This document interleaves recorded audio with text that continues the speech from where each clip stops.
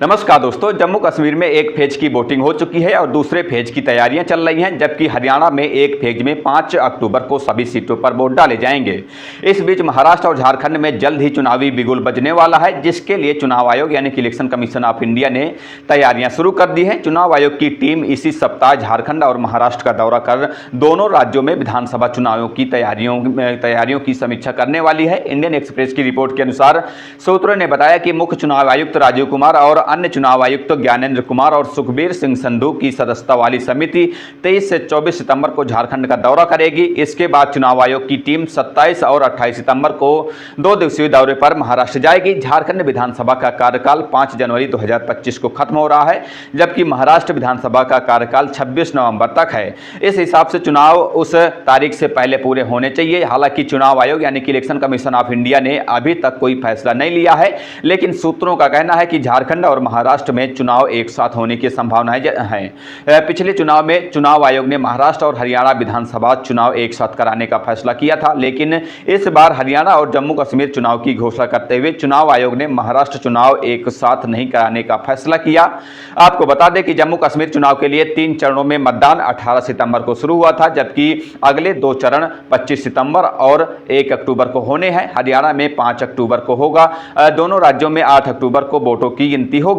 यह पूछे जाने पर कि महाराष्ट्र के चुनाव को हरियाणा विधानसभा के चुनाव से अलग क्यों रखा गया, जिसका कार्यकाल 3 नवंबर को खत्म हो रहा है, इस पर जवाब देते हुए मुख्य चुनाव आयुक्त राजीव कुमार ने कहा कि जम्मू कश्मीर चुनाव भी एक कारण है। चुनाव आयोग यानी कि इलेक्शन कमीशन ऑफ इंडिया 10 वर्षों में पहली बार जम्मू कश्मीर में विधानसभा चुनाव करा रहा है और सुप्रीम कोर्ट के आदेश के अनुसार 30 सितंबर से पहले चुनाव कराए जाने थे। मुख्य चुनाव आयुक्त ने कहा कि जम्मू कश्मीर में सुरक्षा बलों की जरूरत के हिसाब से हमने 2 चुनाव एक साथ कराने का फैसला किया है।